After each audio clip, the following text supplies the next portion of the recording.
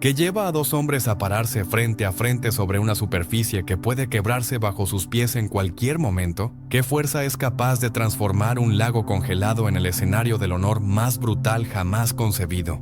En las tierras del norte, donde el invierno no perdona y la muerte espera en cada ráfaga de viento helado, los vikingos forjaron una tradición que desafía toda lógica. El Holmgang, el duelo sobre el hielo. No era una pelea, era un pacto con la eternidad. El Holmgang nació de la necesidad de resolver conflictos sin derramar la sangre de clanes enteros. Cuando dos guerreros tenían una disputa que las palabras no podían solucionar, cuando el honor de un hombre había sido manchado y la justicia común no bastaba, solo quedaba una opción: el duelo ritual. Las sagas nórdicas, esos manuscritos inmortales que preservaron la memoria de un pueblo indomable, relatan docenas de estos enfrentamientos, pero entre todos ellos hay uno que sobresale por su crueldad extrema: el duelo sobre el hielo.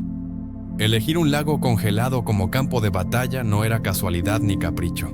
Era una declaración de guerra absoluta, un mensaje claro de que ninguno de los contendientes esperaba clemencia. Las reglas del Holmgang eran simples pero implacables. Ambos guerreros debían presentarse armados con las armas acordadas previamente, generalmente una espada y un escudo, aunque algunos optaban por hachas o lanzas. Un área delimitada servía como ring de combate, marcada con pieles o estacas clavadas en la nieve circundante. En tierra firme, estas marcas garantizaban un espacio justo. Sobre el hielo eran solo ilusiones de control. El verdadero límite lo dictaba la superficie helada bajo sus botas, una trampa mortal que podía ceder en cualquier instante. 3 escudos era el máximo permitido para cada combatiente, y cuando el tercero se rompía, el guerrero quedaba expuesto a la muerte. ¿Por qué el hielo? Porque el hielo no miente, no favorece al rico sobre el pobre, al joven sobre el viejo. El hielo es el gran ecualizador, el juez más cruel que la naturaleza pudo concebir. Un guerrero podía ser el mejor espadachín de su aldea, podía haber vencido en decenas de batallas, pero sobre el hielo todas esas victorias pasadas no significaban nada. Un solo paso en falso, una fracción de segundo de desequilibrio, y la tierra sólida bajo tus pies se convertía en tu tumba acuática. Los vikingos entendían esto, no elegían el hielo para facilitar el combate, lo elegían para magnificarlo. Las sagas hablan de Grettir el Fuerte, un guerrero legendario cuya fuerza era comparable a la de 10 hombres. En una de las historias más memorables, Grettir aceptó un Holmgang sobre un lago congelado en medio del más crudo invierno islandés. Su oponente era un berserker, uno de esos guerreros enloquecidos que entraban en trance de batalla y no conocían el miedo ni el dolor. La saga describe cómo ambos hombres caminaron hacia el centro del lago, sus botas crujiendo sobre la superficie helada. El viento aullaba como un lobo hambriento, y la temperatura era tan baja que el aliento se congelaba en el aire antes de disiparse. Cuando comenzó el duelo, cada golpe de espada contra escudo resonaba como un trueno sobre el hielo. Pero el Holmgang sobre hielo no era solo un espectáculo de fuerza bruta, era una prueba de inteligencia táctica, de comprensión del entorno, de capacidad de adaptación instantánea. Los guerreros más astutos estudiaban el hielo antes del combate, buscando grietas, zonas débiles, áreas donde el grosor era menor. Sabían que forzar al oponente hacia esas zonas podía ser más efectivo que cualquier estocada. La superficie helada se convertía en un arma en sí misma, tan letal como cualquier hacha o espada. Algunos guerreros incluso tallaban sus botas con clavos de hierro para obtener mejor tracción, aunque esto añadía peso y podía volverse en su contra si el hielo comenzaba a quebrarse. La saga de Egil menciona un duelo donde el protagonista enfrentó a un enemigo que lo superaba en tamaño y alcance. Egil, más pequeño pero infinitamente más inteligente, usó su agilidad para moverse constantemente, obligando a su oponente a girar y cambiar de posición sobre el hielo resbaladizo. Cada movimiento del gigante debilitaba la superficie bajo sus pies. Egil esperó, calculó, y cuando llegó el momento preciso, dio un paso atrás justo cuando su enemigo lanzaba un golpe mortal. El peso del ataque combinado con el desequilibrio hizo que el gigante perdiera el control. Sus pies resbalaron. Cayó de rodillas y Egil aprovechó ese único instante para clavar su espada en el cuello expuesto de su adversario. La muerte en un Holmgang sobre hielo no siempre venía por la espada. Algunos guerreros morían ahogados cuando el hielo se quebraba bajo su peso, arrastrándolos hacia las aguas mortales bajo la superficie. Otros sucumbían a la hipotermia, sus cuerpos incapaces de mantener el calor mientras la batalla se prolongaba. Y estaban aquellos que simplemente resbalaban en el momento equivocado, cayendo de espaldas y golpeándose la cabeza contra el hielo implacable. En todos los casos, el resultado era el mismo. Un hombre entraba al lago caminando, pero solo. Uno salía. ¿Por qué arriesgar tanto? ¿Por qué no simplemente pelear en tierra sólida? Porque para los vikingos el honor no era negociable. Elegir el duelo sobre hielo era demostrar que tu causa era tan justa, tu convicción tan inquebrantable, que estabas dispuesto a enfrentar no solo a tu enemigo, sino a la naturaleza misma. Era decirle al mundo, mi honor vale más que mi vida. Y en una cultura donde la reputación sobrevivía a la muerte, donde las sagas inmortalizaban a los valientes y olvidaban a los cobardes, esa elección tenía sentido absoluto. El Holmgang sobre hielo representa la esencia del espíritu vikingo, la aceptación total del riesgo, la búsqueda de la gloria por encima de la seguridad, la creencia de que una vida sin honor no vale la pena ser vivida. Estos guerreros no peleaban por territorios o riquezas, peleaban por algo mucho más valioso, la eternidad de su nombre. Y sobre el hielo traicionero de los lagos nórdicos, bajo el cielo gris del invierno implacable, forjaron leyendas que 1000 años después siguen rugiendo con la fuerza de una tormenta. El acero canta su canción mortal, el hacha ruge buscando carne, la espada silba cortando el aire helado.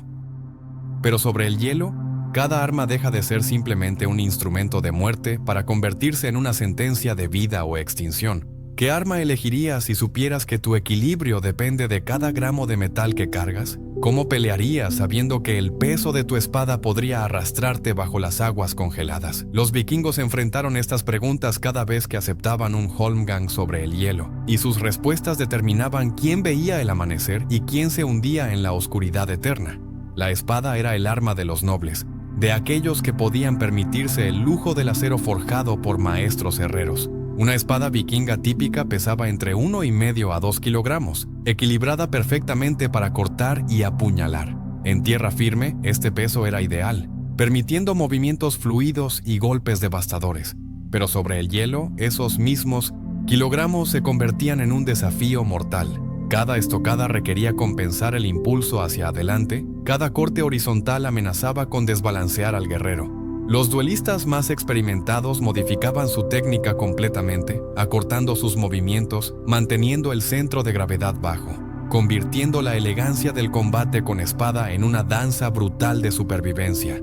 El hacha ofrecía una alternativa tentadora, más ligera que muchas espadas, con un alcance respetable y una capacidad de corte superior. El hacha era el arma del guerrero práctico.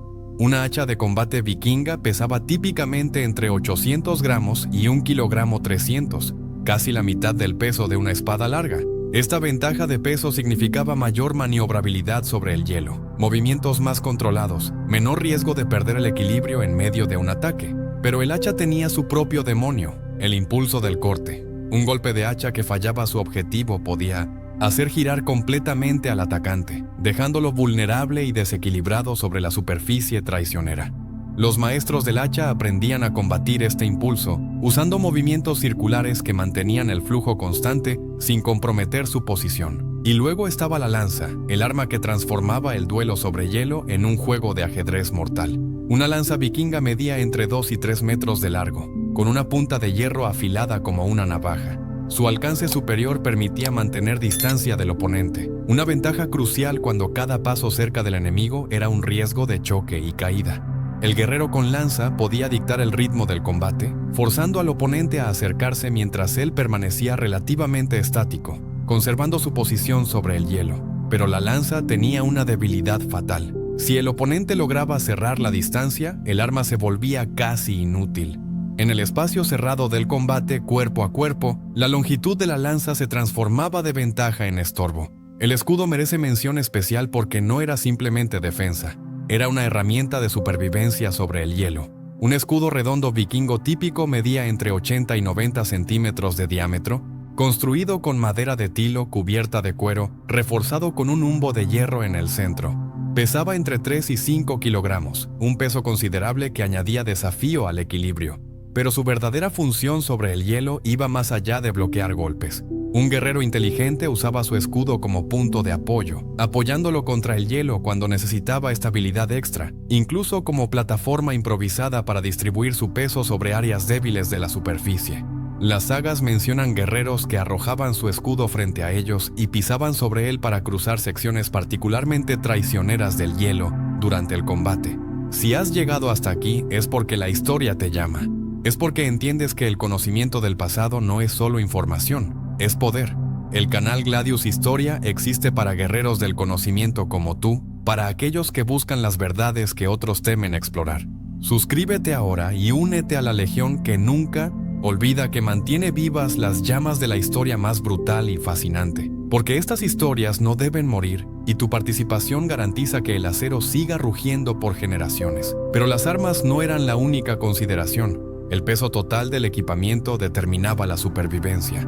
Un guerrero completamente equipado podía cargar entre 10 y 15 kilogramos de armamento y protección. Sobre hielo sólido y grueso, esto era manejable.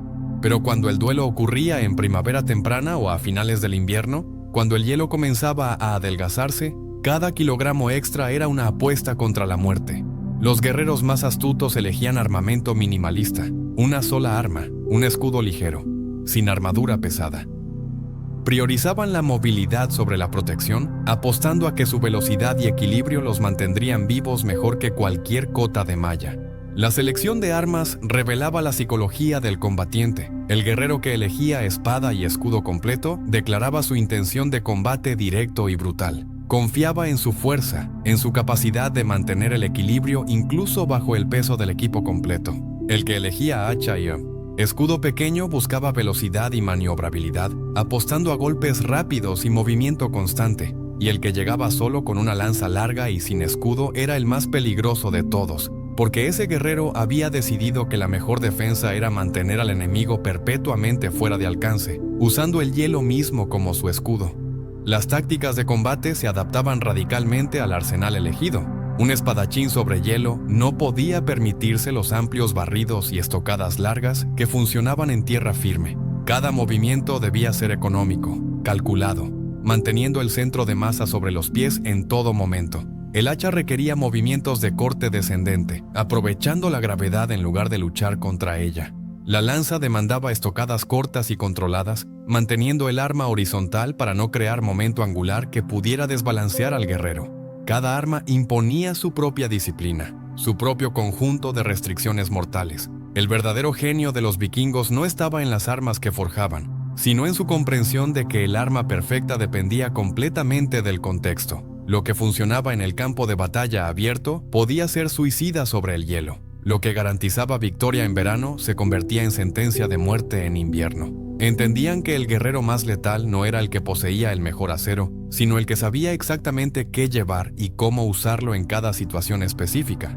Sobre el hielo, el acero no era suficiente. Necesitabas inteligencia, adaptación y la voluntad de hierro para tomar decisiones que determinaban si respirabas o te hundías. Imagina que cada respiración quema tus pulmones como fuego líquido. Imagina que tus dedos, aferrados a la empuñadura de tu espada, comienzan a perder sensibilidad después de apenas 3 minutos de combate. Imagina que una herida superficial, que en verano sería apenas un rasguño, ahora se congela instantáneamente, sellando la sangre en tu carne y multiplicando el dolor hasta niveles insoportables. Este era el verdadero enemigo en un duelo vikingo sobre hielo. No el guerrero frente a ti, no el acero que buscaba tu corazón. Era el invierno mismo. Ese tirano blanco que no distingue entre valientes y cobardes, entre ganadores y perdedores. Y contra el invierno nadie puede ganar. Solo puedes resistir. El frío del norte nórdico no es como el frío que conoces. No es la brisa invernal de un día nublado, ni la helada matutina que se disipa con el sol. Es un frío que penetra hasta los huesos, que convierte el aire en cristales cortantes, que transforma cada ráfaga de viento en cuchillos invisibles desgarrando tu piel expuesta. Las temperaturas durante los inviernos vikingos podían descender fácilmente a 20 o 30 grados bajo cero. En esas condiciones, un humano sin protección adecuada comienza a experimentar hipotermia en cuestión de minutos. Los guerreros que se enfrentaban en duelo sobre el hielo no estaban sin protección, pero tampoco podían permitirse el lujo de vestir capas gruesas, de piel y lana, que limitarían su movilidad. Cada uno debía encontrar el equilibrio imposible entre calor y movimiento, entre supervivencia y efectividad. La respiración se convertía en una batalla en sí misma. Cuando inhalas aire a 30 grados bajo cero, tus pulmones literalmente duelen. El aire helado causa constricción de las vías respiratorias, hace que cada inhalación profunda se sienta como si estuvieras respirando vidrio molido. Durante el esfuerzo extremo del combate, un guerrero podía necesitar respirar profunda y rápidamente, pero hacerlo significaba invitar más frío a sus pulmones, reduciendo su capacidad de oxigenación, acelerando el agotamiento. Los vikingos aprendían desde jóvenes a respirar por la nariz cuando era posible, usando las fosas nasales como una especie de precalentador natural del aire. Pero en el calor de la batalla, cuando el corazón bombea furiosamente y los músculos demandan oxígeno, esta técnica se volvía casi imposible de mantener. Los dedos eran los primeros en traicionar. Las extremidades son lo primero que el cuerpo sacrifica cuando el frío ataca, redirigiendo la sangre hacia los órganos vitales para mantenerlos funcionando. En un duelo sobre hielo, esto significaba que después de apenas 5 a 10 minutos de combate, los guerreros comenzaban a perder sensibilidad en sus manos. El agarre sobre la empuñadura de la espada se debilitaba. Los movimientos se volvían torpes, menos precisos. Un guerrero experimentado podía compensar parcialmente esto usando guantes de cuero grueso, pero los guantes añadían torpeza y reducían la sensibilidad táctil necesaria para manejar un arma con maestría. La mayoría optaba por guantes finos o directamente por manos desnudas, apostando a que el duelo terminaría antes de que la pérdida de destreza se volviera crítica. Pero el frío hacía algo aún más siniestro. Multiplicaba el agotamiento. El cuerpo humano quema calorías constantemente para mantener su temperatura interna a 37 grados. En condiciones de frío extremo, esta tasa de consumo calórico se dispara. Un hombre en reposo en condiciones normales quema aproximadamente 100 calorías por hora. Ese mismo hombre en temperaturas bajo cero puede quemar 300 o 400 calorías por hora solo manteniendo su temperatura corporal.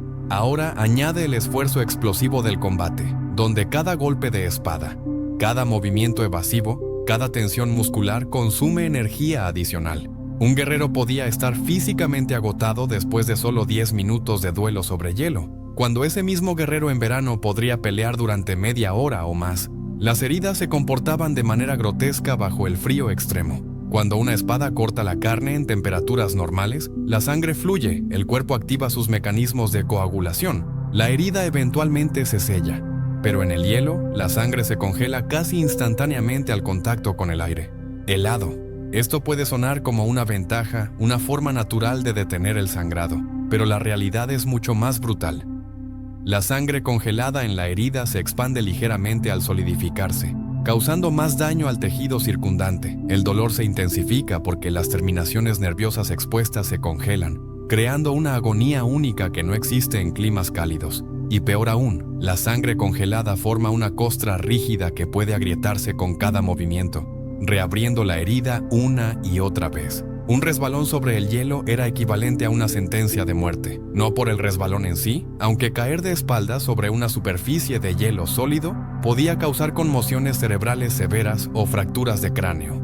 El verdadero peligro estaba en lo que venía después. Un guerrero caído sobre el hielo perdía su movilidad, su capacidad de defensa. Su oponente tenía segundos para aprovechar, para clavar su espada en el cuello expuesto, en el pecho vulnerable. Y si por algún milagro el caído lograba rodar o esquivar, levantarse del hielo con armamento completo era una maniobra que tomaba segundos preciosos, segundos durante los cuales estabas completamente indefenso. Las sagas están llenas de relatos de guerreros formidables que perdieron duelos no por falta de habilidad, sino por un simple desliz de la bota sobre una superficie traicionera. La visibilidad se deterioraba con el viento helado. Cuando el viento azota sobre un lago congelado, levanta cristales de hielo y nieve que actúan como agujas microscópicas atacando los ojos. Los guerreros tenían que entrecerrar los ojos constantemente, reduciendo su campo visual, dificultando el seguimiento de los movimientos del oponente. Las lágrimas que el viento forzaba a salir se congelaban en las pestañas, creando costras de hielo que obstruían aún más la visión. Un combatiente inteligente intentaba posicionarse de manera que el viento golpeara la cara de su oponente más que la suya, usando el clima como un aliado silencioso. El sudor era otro enemigo oculto. Durante el combate intenso, incluso en frío extremo, el cuerpo humano suda. Este sudor empapa la ropa interior, y cuando el combate termina o hay una pausa, ese sudor se convierte en hielo contra la piel. La ropa mojada pierde casi toda su capacidad de aislamiento térmico. Un guerrero que terminaba un duelo empapado en sudor congelado enfrentaba un riesgo severo de hipotermia en los minutos siguientes a la victoria. Ganar el duelo no garantizaba sobrevivir al invierno. ¿Cómo sobrevivían entonces?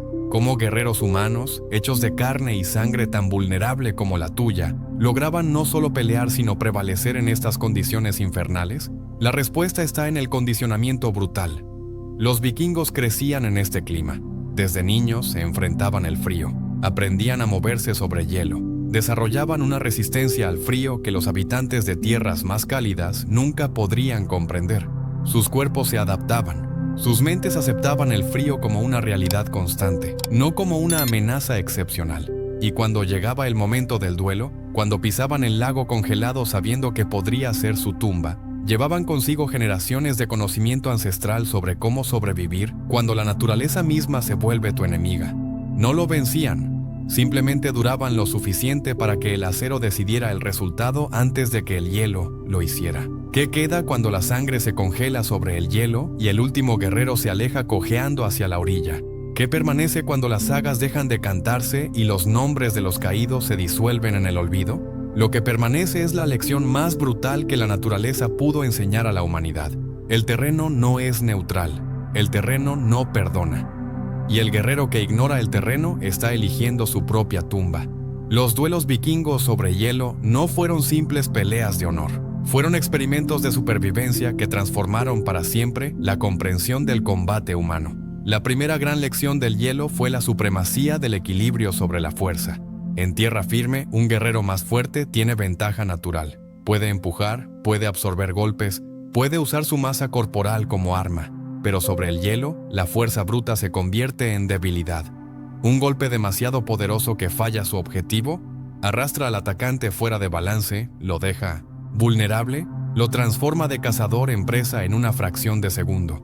Los vikingos que sobrevivían estos duelos aprendían a recalibrar completamente su noción de poder. Descubrían que la verdadera fuerza no estaba en los músculos, sino en el control, en la capacidad de generar fuerza sin comprometer la estabilidad. Esta comprensión revolucionó sus técnicas de combate incluso en tierra firme. La segunda lección fue la importancia crítica de la economía de movimiento. Cada paso innecesario sobre el hielo era un riesgo. Cada giro superfluo aumentaba las probabilidades de resbalón. Los guerreros aprendieron a combatir desde posiciones estáticas, a generar poder desde las caderas sin mover los pies, a usar rotaciones mínimas del torso para entregar golpes devastadores. Esta economía de movimiento se trasladó a todas sus técnicas de combate. Cuando estos guerreros peleaban en barcos durante las incursiones, donde el espacio era limitado y el balance precario por el movimiento de las olas, las lecciones del hielo se volvían invaluables. Cuando combatían en terrenos montañosos o rocosos, donde un paso en falso podía significar caer por un precipicio, recordaban el hielo y ajustaban su técnica automáticamente. La tercera lección fue la maestría del timing sobre la velocidad. Un guerrero rápido que ataca en el momento equivocado sobre el hielo termina muerto tan seguramente como uno lento. La velocidad sin control es suicida cuando cada movimiento debe ser perfectamente calculado para mantener el balance. Los vikingos desarrollaron un sentido del timing casi sobrenatural, aprendiendo a leer los movimientos del oponente no para reaccionar más rápido, sino para actuar en el momento exacto donde el enemigo estaba más vulnerable. Esperaban, observaban, y cuando el momento llegaba, cuando el oponente había comprometido su peso en un ataque o había girado ligeramente fuera de balance, entonces y solo entonces golpeaban. Esta paciencia letal se convirtió en marca distintiva del estilo de combate nórdico. El legado del Holmgang sobre hielo se extendió mucho más allá de Escandinavia.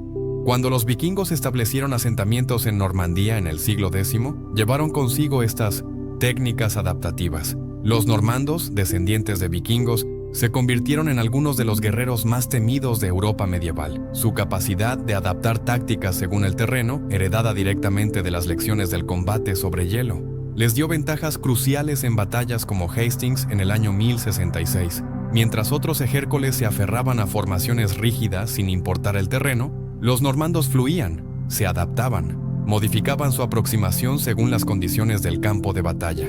En Japón, curiosamente, surgió una filosofía paralela siglos después. Los samuráis del período Edo desarrollaron el concepto de Mitsunokokoro, la mente como agua, que enfatizaba la adaptabilidad y la fluidez en el combate. Aunque nunca tuvieron contacto con los vikingos, llegaron a conclusiones similares. El guerrero rígido se quiebra, el guerrero que fluye sobrevive. Esta convergencia no es coincidencia, es reconocimiento universal de una verdad fundamental del combate. La adaptación es supervivencia. Los vikingos llegaron a esta verdad peleando sobre hielo. Los samuráis la descubrieron a través de siglos de guerra civil.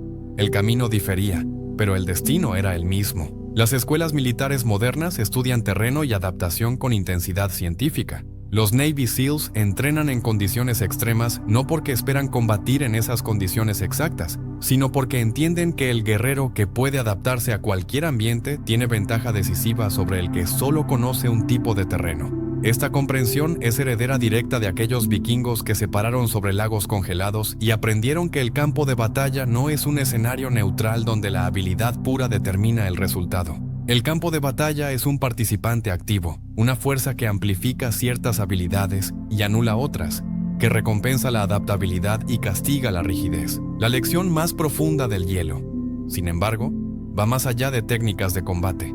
Es una lección sobre la naturaleza misma de la adversidad. El hielo no podía ser vencido. No podías entrenar hasta ser inmune al frío. No podías practicar hasta que el hielo dejara de ser resbaladizo. Lo único que podías hacer era aceptar estas limitaciones absolutas y encontrar formas de operar efectivamente dentro de ellas. Esta aceptación de los límites naturales, combinada con la máxima explotación de las capacidades humanas, dentro de esos límites define la excelencia verdadera en cualquier campo. No es negación de las limitaciones, es maestría a pesar de ellas. Cuando un vikingo sobrevivía a un duelo sobre hielo, no salía solo con victoria sobre su oponente, salía transformado, con una comprensión visceral de que cada ambiente exige diferentes virtudes. La fuerza que lo hacía invencible en tierra firme podía matarlo sobre el hielo. La velocidad que arrasaba enemigos en verano se volvía torpeza mortal en invierno. El guerrero completo, el verdadero maestro del combate, no era el más fuerte ni el más rápido. Era el que podía leer el ambiente, adaptar su estilo instantáneamente y explotar las condiciones para crear ventaja donde otros solo veían obstáculos. Hoy, 1000 años después de que el último Holmgang sobre hielo se peleara, estas lecciones siguen vivas. Cada vez que un atleta ajusta su técnica según la superficie de juego, cada vez que un soldado modifica sus tácticas según el terreno urbano o rural, cada vez que cualquier persona enfrenta un desafío y reconoce que su aproximación habitual no funcionará aquí, están aplicando sabiduría forjada sobre lagos congelados del norte. El hielo no olvida. Las lecciones talladas en sangre sobre su superficie blanca se grabaron en el ADN cultural de la humanidad. El legado final del duelo vikingo sobre hielo no está en las sagas que lo narran ni en los nombres olvidados de guerreros caídos. Está en la comprensión eterna de que la grandeza no viene de dominar un solo ambiente o una sola técnica. Viene de la capacidad infinita de adaptación, de la voluntad de abandonar lo que funcionó ayer si hoy las condiciones han cambiado, del coraje de pararse sobre terreno desconocido y decir, aquí también puedo prevalecer. Esta es la inmortalidad verdadera. No el recuerdo de nombres individuales, sino la perpetuación de principios que transforman a cualquiera que los comprende en algo más que humano, en algo indomable, en algo eterno. La historia ruge con acero y leyendas, y tú ahora portas el conocimiento que 1000 años no pudieron borrar.